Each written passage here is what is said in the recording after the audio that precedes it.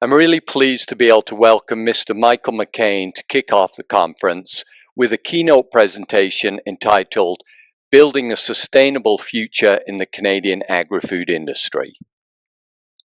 Michael H. McCain is the Executive Chair of Maple Leaf Foods, a leading Canadian food company with a vision to be the most sustainable protein company on earth.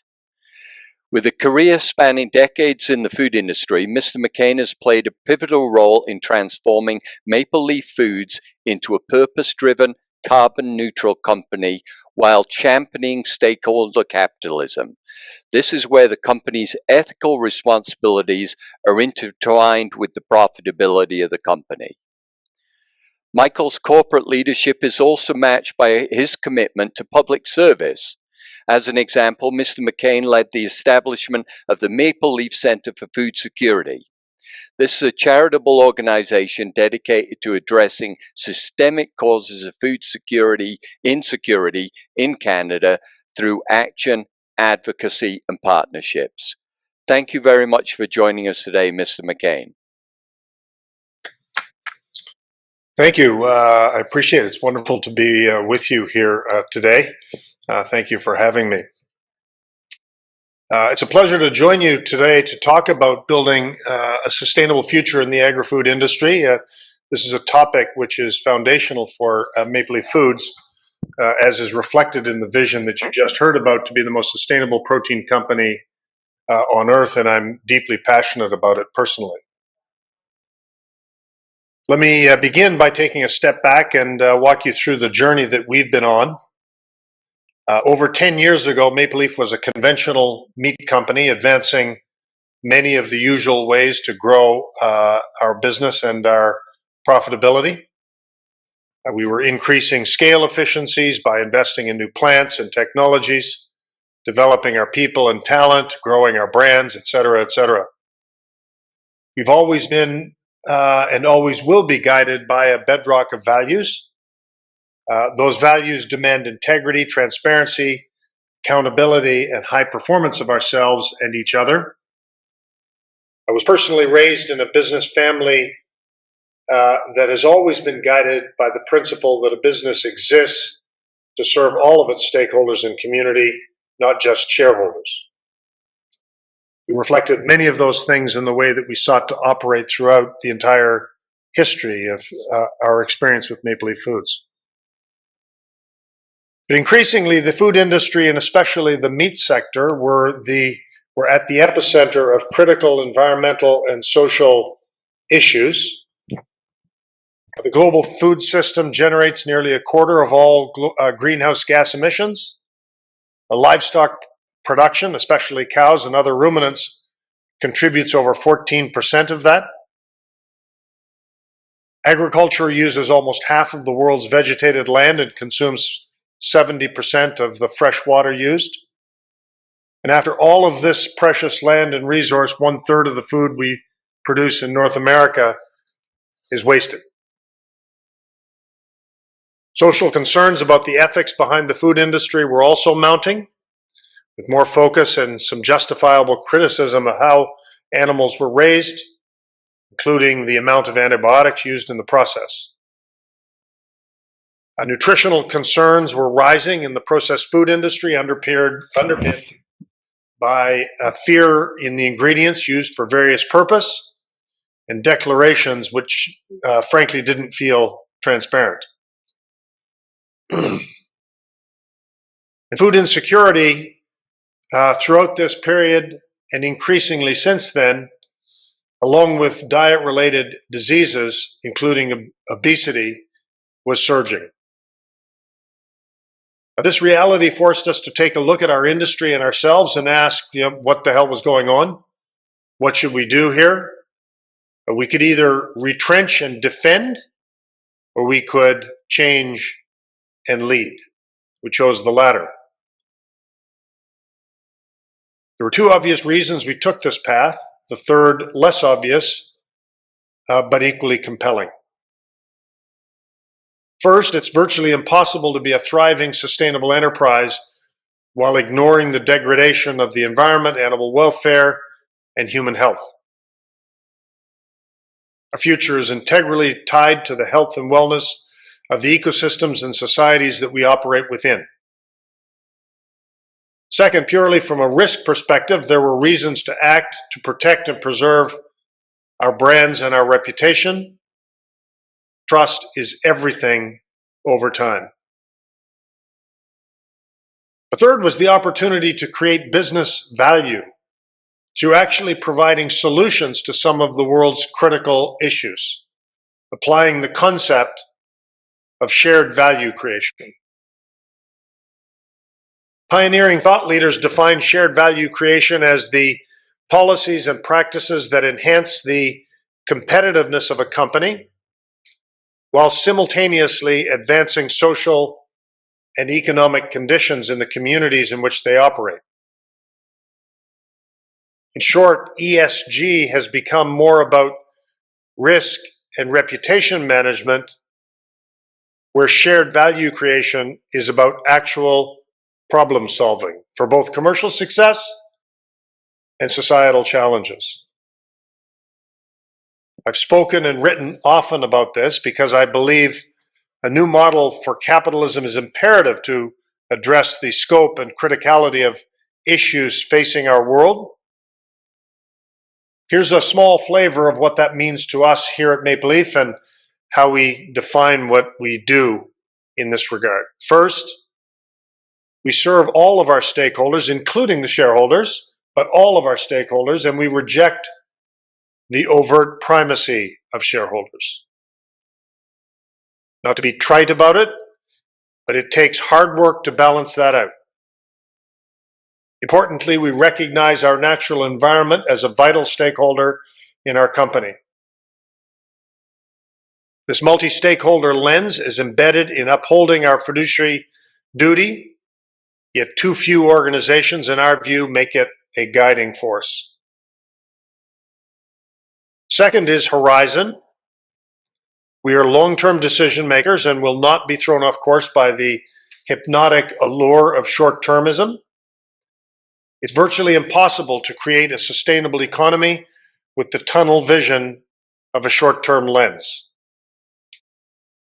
I believe a new model of capitalism should adopt the specific tools or should adopt specific tools to make this an easier prospect.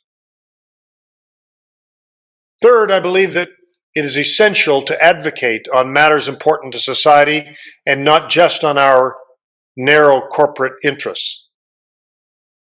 That means taking positions as an organization on relevant social topics, even if it runs the risk of alienating some people. A new model of capitalism would embed this kind of social commitment. Finally, we actively seek to connect these defining features of our culture and our vision to our financial success over time so that we don't force that existential trade-off between virtue and money. That does not mean that we don't keep an active, intense focus on our near-term financial performance. Of course we do that. It simply means that we embrace the magic of the word and, reject the tyranny of the word or, and we do so in pursuit of creating shared value for all stakeholders. We seek to be problem solvers. Let me bring this back to how shared value creation has shaped our thinking at Maple Leaf. For context, the food sector is very mature. Growth rates are typically in the low single digits. But the market for responsible products such as organics, ethnically sourced, humanely raised, is growing rapidly. Research suggests that the global healthy foods market will reach more than $2.2 billion US by 2035. This is driven by consumers seeking nutritious options that promote overall well-being. The rising prevalence of lifestyle-related diseases like obesity and diabetes is also motivating individuals to prioritize their health through dietary choices. We did exhaustive financial and market analysis before we solidified our decisions to go beyond sustainability as a corporate strategy to make it the vision of the enterprise. That vision, as you've heard, is to be the most sustainable protein company on earth. This was the path, we believed, compelling path to create value for all stakeholders.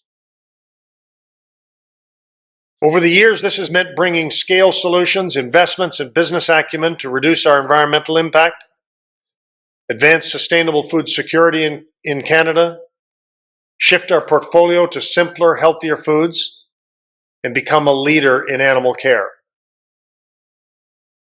We were clear from the beginning that achieving our vision to be a sustainable enterprise would be fueled by creating this kind of shared value. This underpins our core business strategies and investments in innovation. It was not balancing doing good. It was balancing doing good with doing business. It wasn't about ticking ESG boxes for investors and public reporting. We started modestly with a few goals. We learned from others and built on our success. But we were true believers. We've always been true believers in the opportunities that this would unlock. Now, more than 10 years on, our vision and our purpose to raise the good in food are our single most important differentiators to attract top talent. People come to Maple Leaf because they want a job with purpose. We are a North American leader in raising animals without antibiotics. Antibiotic overuse is a looming healthcare crisis, and 80% of antibiotics used have been administered to animals. What started from scratch is now over 17% of our portfolio and the signature platform of our rapid expansion into the United States.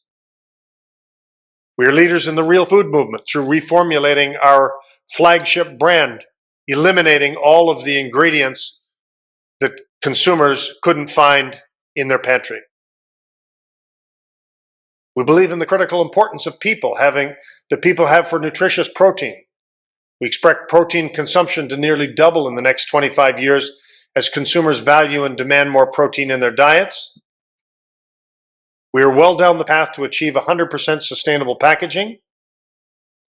We've invested over $60 million to establish the most advanced system for open sow housing in North America.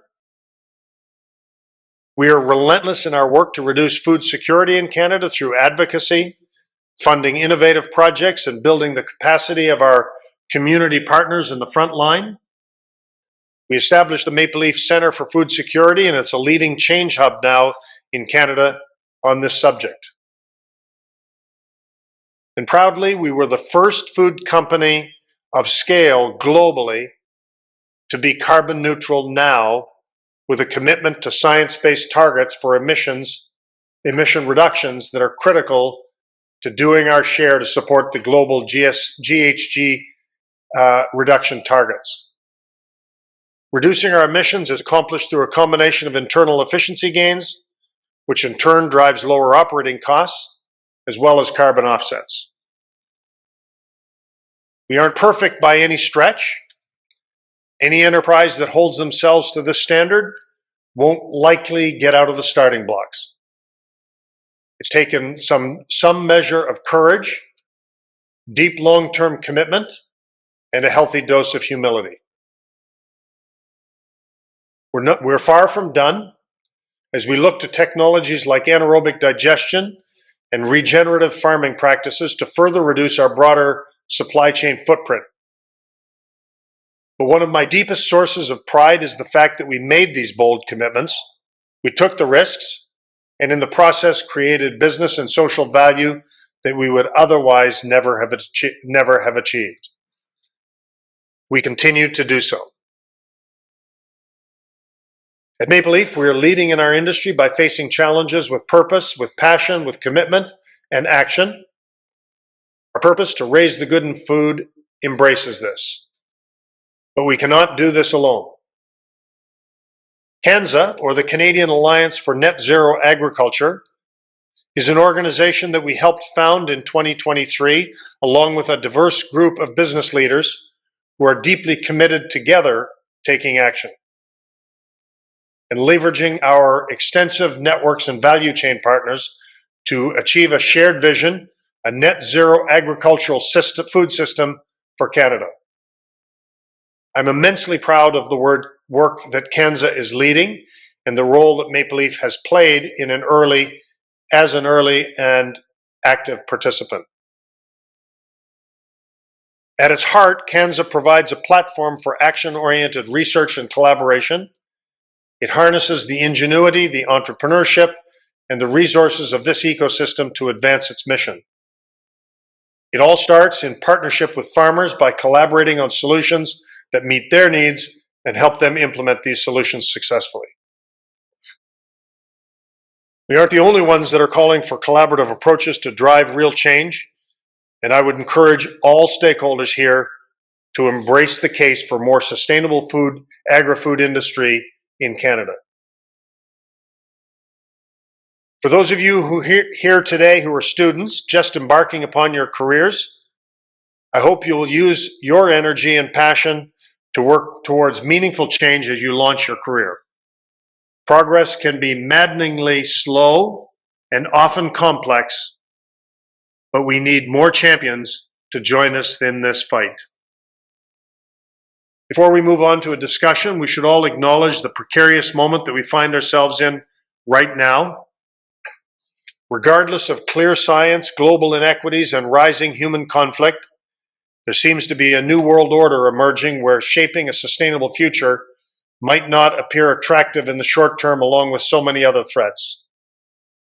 I think it behooves us all to look beyond this and focus on just doing what is right for the long term, including how we address these short-term economic threats.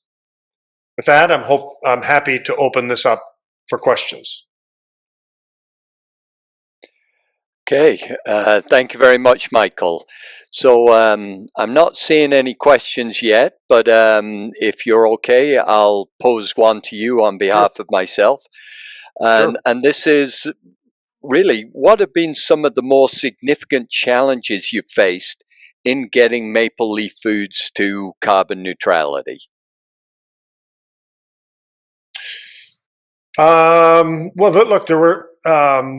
It was a very well-planned and long-term journey, and any journey like that is ripe with countless obstacles and challenges. So maybe I'll just give you a short vignette of what that journey looked like. We started developing a carbon management strategy, which included everything from a very precise inventorying of our emissions footprint, examining all of the competitive attributes of what carbon neutrality would look like for us, what the costs and strategies attached to it might be, including the viability of those strategies. Making a step like this does not necessarily mean that you know exactly how every piece to the puzzle is going to come together. Just it begins with confidence that it can come together. We obviously had challenges gaining stakeholder alignment. We have many stakeholders in our business, from investors to board to the management team internally. And stakeholder alignment was certainly a process and a journey. And then launching it, there's an obvious communication challenge to gain alignment. Starting with the very first conversation I had with our largest customer when I advised them that we were going to be the first and only large-scale food company in the world to be carbon neutral today. And that customer promptly advised me that, Michael, haven't you done your homework? Don't you know that consumers don't care about that? Which they don't, and they still don't to the degree that they need to. And our response being that, yes, we understand that and we have done our homework, but we're going ahead anyway. So there were countless obstacles to it, but I've been I've been both inspired by what it's meant to us as an organization and disappointed, frankly, that nobody yet has followed. Okay. Well, thanks for your optimism and taking on what I'm sure at times would have been some scary activities associated with that vision. I have a question here from Eleanor. When it comes to finance, what would you like to see from financial institutions in terms of transforming in terms of transforming their finance activities to further your business vision? It's a great question. We were once we announced and launched our carbon management strategy that included carbon neutrality. We worked very carefully with our banking partners, and we're one of the first in Canada actually to convert our bank loans to sustainable loans, and the banks gave us a financial break actually in our loans because of the linkage to our sustainability strategy. So I think the banks are doing their level best to try and support sustainability initiatives and sustainable enterprise in the country. Okay, right. Thank you. You've made it clear, Michael, that there is expanding global protein demands. Question that comes from anonymous is how will you fare in making this protein expansion without the use of hormones and antibiotics for animal production purposes? Well, as I said from the very beginning, we are I think one of the largest, if not the largest, in the world in raising animals without antibiotics. And we continue to encourage others in the industry not just to raise them as we do without any antibiotics, uh, but to at a minimum to reduce their antibiotic use in the raising of livestock. Clearly, the demand for protein expected to grow rapidly over the next 20 years. I think there will undoubtedly be two forms of solution. One, the rise of various alternative proteins, which, while it has not had a very good start, hasn't had the start that any of us had anticipated, but I do think it has long-term viability as an industry and to support consumers what now is insatiable appetite for proteins and alternative choices in proteins. But I also think that the meat protein and animal proteins have the prospect for growth if we succeed in changing the production system in a more sustainable way. I've said from the very beginning of this journey that the solution was not to impair or reject the industry that exists in animal production simply because we've not had a great history in sustainable food production or animal livestock production, any more than it would be the solution to automobile emissions is to ask people to walk to work. The solution is to fix our industry's problems, and that's what we're trying to do.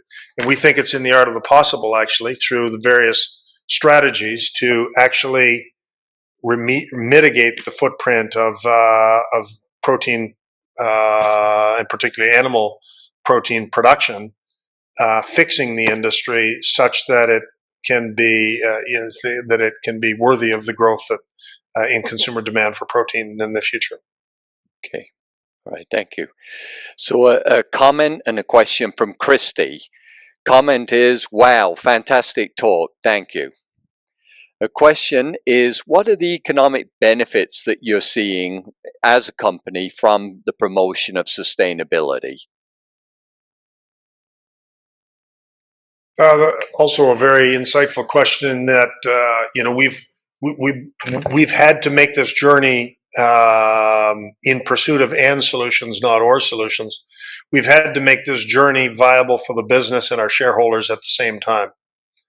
And so a relentless pursuit of those benefits has underpinned the work that we've done. it starts with being very clear with our customer and consumer base about who we are and what makes us different. We relentlessly sell our points of difference, including carbon neutrality and all of the elements in the basket of benefits.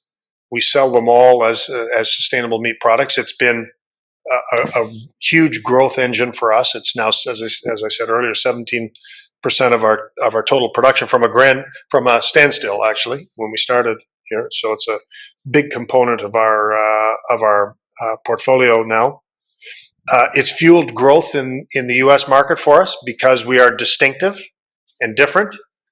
We have what I would describe as the attacker's advantage, in that we're large in Canada, but that's like being the tallest of the seven dwarfs. We're like 3 or 4% of the North American marketplace. We're kind of small, so that makes us large enough to scale these ideas into scalable solutions, and that's important, but small enough to be rebellious in what we do. The big players in the United States, it's very difficult for them to match what we're doing, and so if we can take the 3 or 4% to 10 or 15%, like, we're happy as shit. So we've got that. We're actually in the North American marketplace, we're actually the small guy. So we've been able to take our point of difference and sell it. We've not had to convince everybody in the marketplace. We've just had to convince another 1 or 2% every year, so we can chip away at it. So, but in every case, we've tried to sell the benefits of sustainable meat, not just planetary. We define sustainability broadly. It's better food, better planet, better care for our animals, and better communities through our food security initiatives. So we define it broadly, and that package of benefits are all wrapped up to various degrees in our product portfolio, and we sell the hell out of that as a point of distinction in our product portfolio. We also find internal benefits. We have people. It's foundational to our culture today.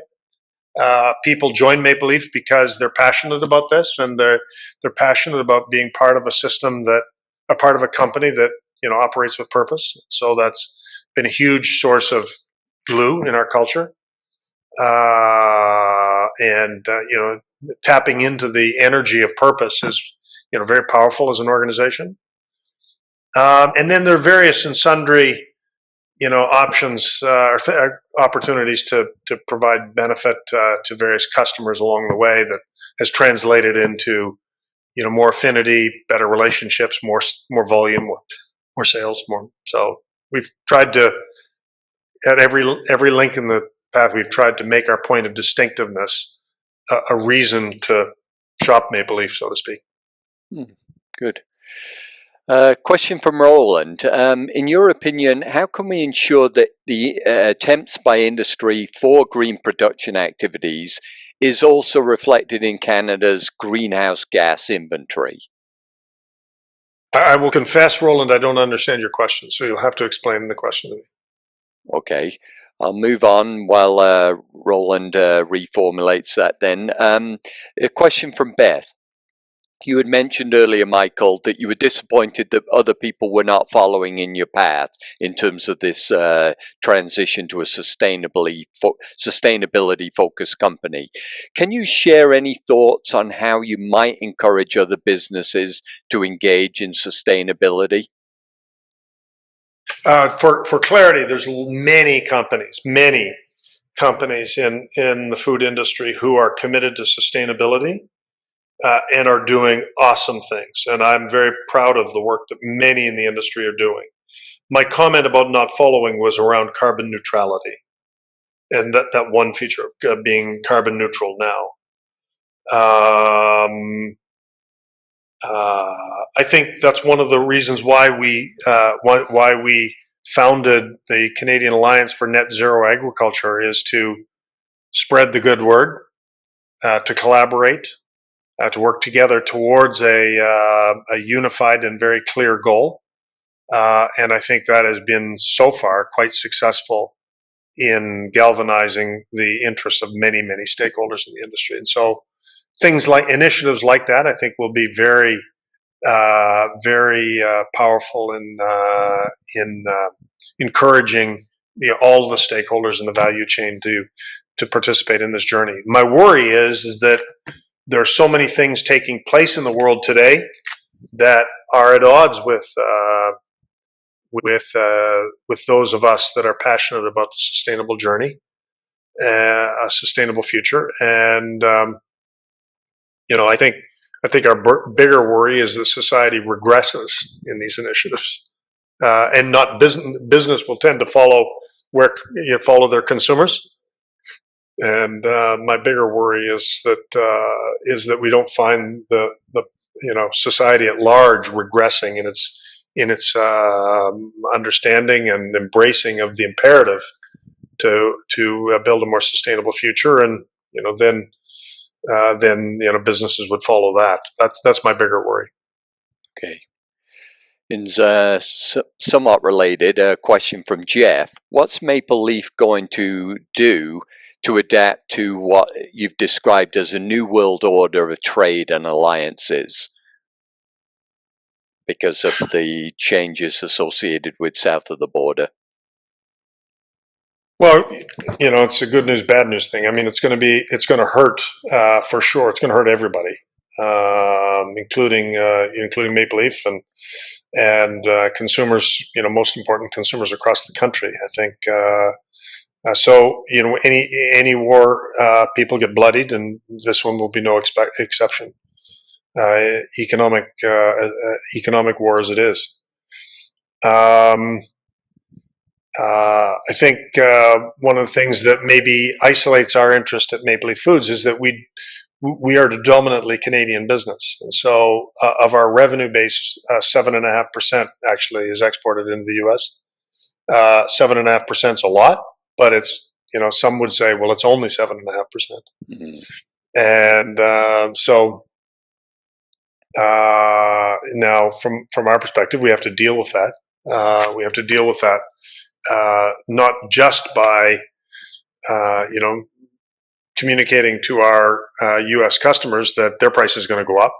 They're going to experience food inflation because we can't absorb those tariffs, and so their prices are going to go up, and they're going to go up in Canada as a result as well. And but we're simultaneously going to take advantage of the Buy Canadian movement, and that's a very powerful force in and of itself. So we hope to be able to offset some of that through greater affinity for Canadian local supplies from a Canadian company. So, we'll have to see how that all shakes out. But it's gonna, and finally, I would say that I wrote a short piece in the Toronto Star here back a few weeks ago, describing what I believe to be a reasonable blueprint for how we should respond to this. And so I might refer any of the people on the line here to that opinion piece. I won't regurgitate it in the moment, but clearly diversifying our customers base around the world has to be part of that calculus pretty quickly. Okay. Question and comment from Magdalena. Thanks for leading with sustainability, Mr. McCain. Can you describe initiatives to educate consumers, but also encourage consumers to buy into the corporate and product sustainability initiatives that you've taken? That's a huge, huge, huge issue. This is, in fact, this might be the heart of our challenge, actually, is to bring the consumers along. The reality is today is that consumers don't care enough about sustainability. I understand and have enormous empathy for why they don't care enough. Canadian consumers, for the most part, are extraordinarily stressed, economically stressed today. They're stressed through inflation, through some fraying of the Canadian social safety net that underpins their security. They're stressed through confidence in government. They're stressed for many number of reasons, most of which affect their lives today. And convincing them that there's a threat that might really foundationally affect their children and grandchildren 10, 20, 30, 40 years from now it is possible, but many of them that's just not where their heads at today, because of the urgency of the now and the stresses that the Canadians are experiencing. And I think part of the issue is that we have to get our arms around the now challenges that our country faces, simultaneously with educating consumers on the tomorrow. So we have challenges today. Those obviously are urgent and a high priority, but then we can inform you about the and help you embrace the challenges of tomorrow. Likely best framed as not our challenges. It's not going to. I'm 66 years old. It's not going to affect my life hugely, but it is going to. I have now 9 grandchildren, and it is going to affect their lives hugely, and I give a shit about that. So most of that education, I think, would be in having an honest and candid dialogue about what does this mean for your children and grandchildren, and interestingly, I think the biggest mistake in education around a sustainable future, particularly around planet emissions and planetary sustainability. The biggest myth is that we're in it to protect planet Earth. Like, planet Earth is going to be just fine, absolutely just fine. It's humanity that's going to suffer, not planet Earth.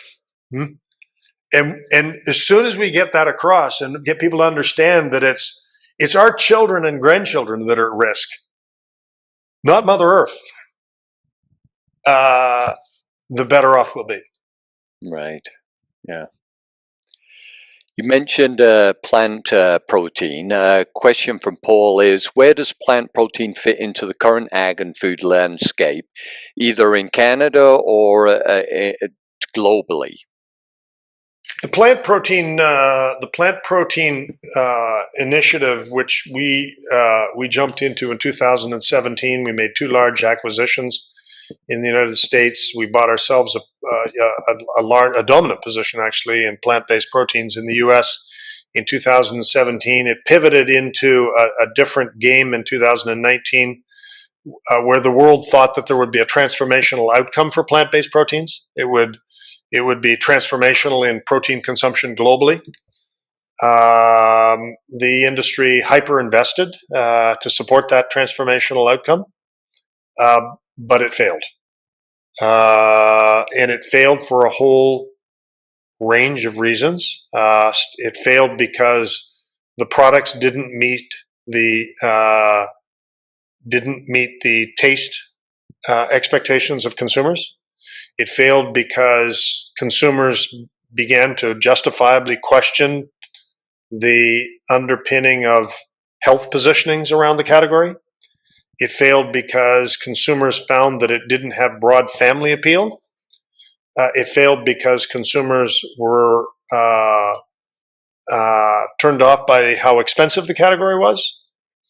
And finally, consumers were not motivated. They've never been motivated by the sustainability story underpinning plant-based protein. So, it was expected to be an enormous transformational outcome. That failed, but the industry didn't fail. The industry is going to continue to exist, and it's going to continue to grow at some level around the world, and it will be a vibrant part of a broad protein collection of choices for consumers. it just won't be a transformational outcome, which is why if we're committed to sustainability, the focus needs to be on fixing the animal protein business, not replacing it. Mm-hmm. Yeah. Do you think the product development's getting better though in the plant meat analogs? No. Okay. All right, moving on. Naeem wants to dive deeper into the carbon strategy and asks the question, what's the biggest challenge your business faces when it comes to carbon accounting? Well, I only know enough to be dangerous about carbon accounting, so I think the biggest challenge, the biggest challenge that we face, I would say, is there's I've described this often. Again, I've had remarks recently around the dangers of focusing on greenwashing rather than green hushing. The dangers of green hushing in pursuit of trying to eliminate green washing. And I gave some remarks on this topic to the Canadian Club here back a month or two ago. One of those topics is what I believe to be our number one risk. Actually, it's discussed around our board table often. Is the disconnect or the disassociation of science from climate, and where the climate movement becomes more an ideological movement than a scientific one. The role of offsets is a good example. Offsets are an integral part of any solution. They have to be. I completely accept that the world of offsets has, in certain conditions and circumstances and times, lacked integrity, but not everything in the offset world has lacked integrity, and the role of offsets is integral to a carbon management strategy, not just for us, but for the world at large. And getting communities and particularly the scientific community around the world to really embrace the constructive and necessary role of carbon offsets in any carbon management strategy has been an obstacle. I think in terms of carbon accounting, I get in endless discussions about offsets, insets, the various definitions attached to each of those, how they apply, the potential for double counting that goes on between scope 1, scope 2, scope 3. How do you account for scope 3? Ultimately, if the entire global ecosystem all managed to eliminate or offset 100% of scope 1, 2, and 3, we would be over compensating for our carbon management problem because of the double counting attached to it. Yeah. And so that's always been a source of frustration. But I think many of the global scientific bodies and communities are kind of running that to ground. I hope they are. There's still plenty of confusion, plenty of misalignment globally around the accounting and the definitional challenges that we have, trying to bring integrity to it. We're monitoring that as best we can, but it's certainly not a settled part of it. So that challenge has been enormous. Finally, I would say, it's very frustrating for us, particularly coming out of the SBTI, Science-Based Target Initiative. We were one of the first companies in the world. At the time, there were 290 companies in the world that signed up for science-based targets emission reductions. There were 290 companies. We were the second in Canada, the first in our industry. We set very ambitious targets. We're working towards those targets, only to find that the SBTI is going to change the targets. Well, that's a little bit like raising the bar in the middle of the jump. Thank you. Mm. We're I just I don't mind setting up a new race or even a different race or a different bar for different people at different times, but it just doesn't feel particularly uh, right to change raise the bar in the middle of a race, in the Mhm. middle of a jump. Yeah. So that's been a challenge. So those are a flavor of some of it, but that's part of our whole sustainability team spend their life kind of managing through these obstacles. Okay. A related question comes from Naftal. Are you considering to sell carbon credits in the near future? No. Okay. We've invested very heavily alongside Nutrien in the West on piloting regenerative agriculture practices and have utilized the credits from that in our portfolio. So we've tried to migrate our offset portfolio as much as we can into industry related and sequestration type Mhm. sequestration offsets rather than harm reduction offsets or the like. So we're using that as part of our portfolio. The One of the the actually when I look at our carbon management strategy, that we're doing 1,000 things, but there are only two that really matter strategically over time. One is our work in regen agriculture, and two is in the initiatives around anaerobic digestion. So our biggest emission by far is manure and the methane attached to the animal waste, and we're very close to finalizing an initiative for a scale anaerobic digestion system that will convert all of that manure into what is now our biggest source of emissions. Because as methane is I think 25 or 27 to 1, Mhm. something of that nature. So it's Yeah. very it's very dangerous. And converting that to renewable natural gas, so which we would either sell into the grid or use. So it'll reduce our footprint as opposed to selling off the offsets. Right. Okay. Um, Question related to the fact that we're in uncertain political times here in Canada.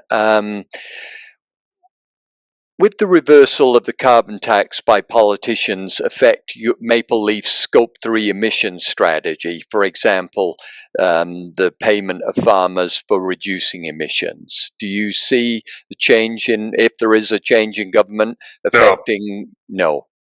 no, we didn't. The existence of our carbon management strategy was not integrated with the existence of the carbon tax, so it was kind of separate.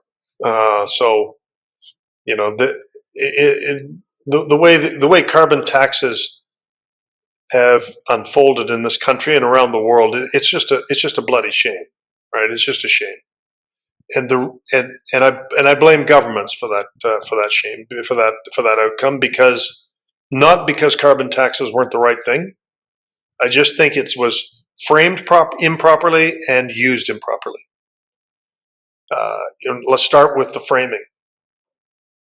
It, in the very first instance, it shouldn't have been described as a tax. It should have been described as a garbage removal fee. And everybody understands a garbage. You pay to have your garbage removed. That's what it is. It's a garbage removal fee. Number two, and the more garbage you have, the more it costs you to remove it. And getting that paradigm in the head of consumers would be reasonably easily understood. Number two is when somebody's paying a garbage removal fee, they want to be able to see that their garbage is actually being removed. And they didn't.